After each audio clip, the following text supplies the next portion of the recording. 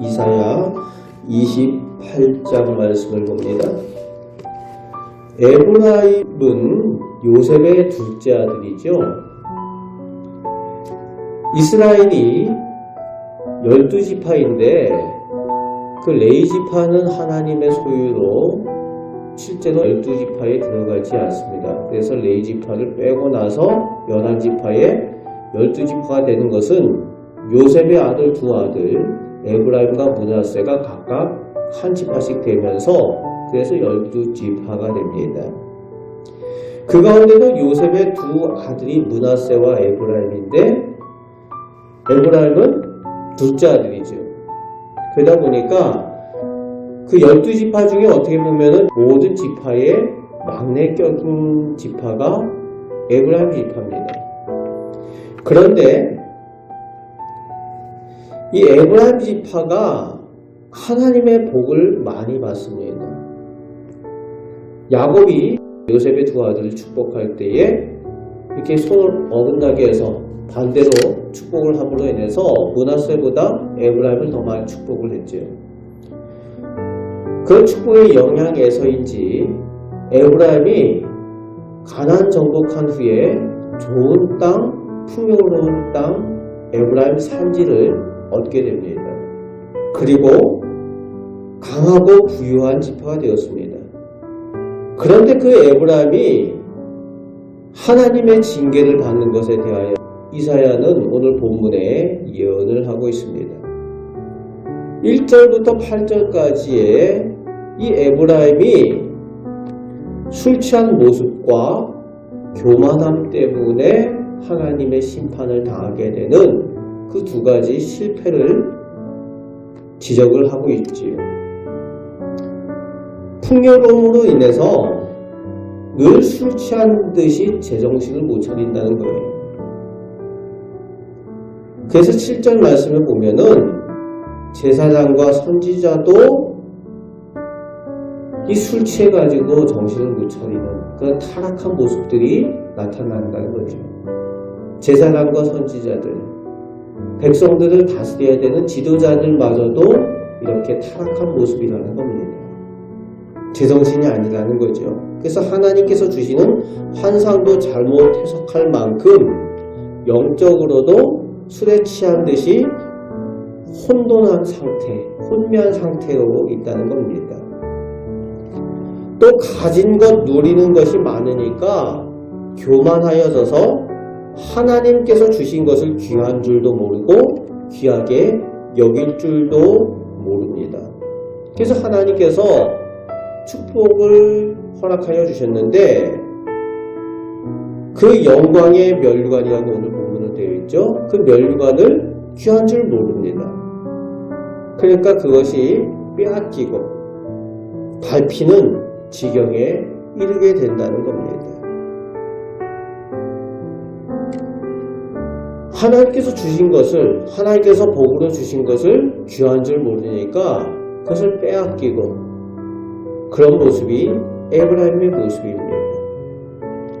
세상 문화에 취해 있는 모습, 온통 영적으로 어두워져 있으면은 하나님께서 은혜로 허락하신 것을 은혜로 여길 줄 모르고 또 귀한 줄도 모릅니다. 그래서 주신 것들을 다 빼앗긴다는 거예요. 그런 그들이 9절에서 13절까지 말씀해 보면은 거기까지만 해도 좀 그래도 나은데 하나님까지도 없인 여기는 말과 행동을 하는 모습이 나옵니다. 그래서 하나님께서 그러면 내가 너희가 말하는 대로 그대로 너희에게 그렇게 하겠다. 그러니까 하나님께서 그들이 말하는 대로 갚아주셔요. 온전한 하나님의 말씀을 듣지 못하게 띄엄띄엄 그렇게 주시는 거예요. 말하는 대로 내가 해줄까. 하나님의 말씀을 제대로 들을 수 없고 하나님의 은혜를 얻을 수 없는 그런 형편에 처해지게 됩니다. 그러다 보니까 하나님의 은혜를 제대로 입지 못하고 전쟁의 포로로 붙잡히는 그런 심판의 자리에 있게 되어졌다는 겁니다. 그럼에도 15절 말씀에 보면은 여전히 이들이 교만해서 사망과 수월과 언약하고 맹약하였다라고 표현합니다. 무슨 얘기가 하면은 전쟁의 소식이 들리고 사람들이 죽는 얘기들이 들리고 그렇게 해도 나는 영원히 안 죽을 것처럼 나하고는 상관없는 얘기, 전쟁이 나한테는 임하지 않고 재앙도 나하고는 상관없는 얘기다 라고 그렇게 생각한다는 거예요. 그렇게 믿는다는 겁니다. 세상 사람들의 모습이 그렇죠. 영원히 살 것처럼 생각을 합니다. 그러다 보니까 하나님 두려운 줄도 모르고 수월, 지옥이 존재하는 줄도 모르고 두려워할 줄 모르는 거죠. 그래서 하나님을 믿을 수 없는 그런 오만한 사람들의 모습이 오늘 에브라임 사람들의 모습에 그대로 나오고 있는 겁니다. 이제 하나님께서 16절 이하에 시온의 기초가 되는 돌을, 거치는 돌을 그곳에 두겠다 말씀하여 주십니다. 하나님의 말씀을 주시겠다는 거예요. 모든 것을 판단하는, 심판하시는 기준이 되는 시온의 기초가 되는 돌, 뭡니까? 말씀이죠. 이 말씀을 두겠다. 이 말씀은, 이 기초는, 시온의 기초는 장차 모든 사람들을 심판하는 그 기준이 되는 예수 그리스도에 대한 예언이죠. 모든 기준이 뭡니까? 심판이냐 하나님의 구원이냐의 그 기준이 예수를 믿느냐 믿지 않느냐 다른 거 없죠? 시온의 기초, 모든 것의 기준이 되는 살아계신 말씀, 예수 그리스도에 대한 이야기입니다. 그러면서 그 기초, 시온의 기초, 하나님의 말씀의 기준을 그곳에 두고 그 말씀을 듣고 순종하라고 이사야가 권면하고 있습니다.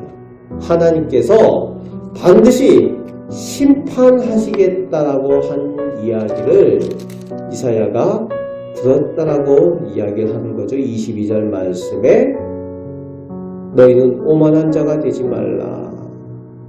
대저 온 땅을 멸망시키기로 작정하신 것을 내가 만군의 여호와께로부터 들었느니라. 이사야가 그렇게 교만함 가운데에, 영적으로 혼돈한 가운데에 하나님의 은혜를 귀하게 여길 줄 모르는 사람들에게 그렇게 권면을 하고 있는 거죠. 하나님의 말씀에 진정한 복이 있고 하나님의 말씀을 따라 살아가는 것에 진정한 삶의 모든 지혜와 경영의 길이 있다는 것을 강조하여 주고 있습니다. 오늘 우리도 마찬가지입니다.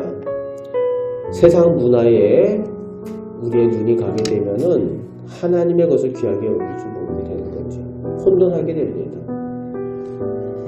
우리도 하나님의 말씀, 예수 그리스도의 기준을 두고 성도의 삶을 사셔서 하나님께서 주신 그 말씀으로 인해서 우리 인생이, 우리 가정이 복된 그 은혜를 누리는 우리 성도들 다 되시기를 주님의 말씀으로 축복합니다.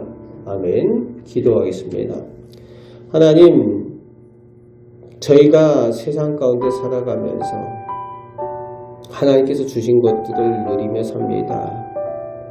저희가 하나님 말씀을 늘 듣게 하시고 또 하나님 앞에 늘 겸손하여 하나님의 은혜를 받은 은혜들을 귀하게 여길 수 있는 저희의 믿음이 되게 하여 주옵소서. 그 믿음으로 인하여 저희 가정이 살고 저희 자녀가 복되길 원합니다. 오늘도 하나님의 은혜를 구할 때에, 그래서 기도할 때에 저희 기도를 들으시고 은혜 내려 주옵소서. 오늘 저희가 동행하여 주심을 믿사오며 예수 그리스도의 이름으로 기도하옵나이다. 아멘.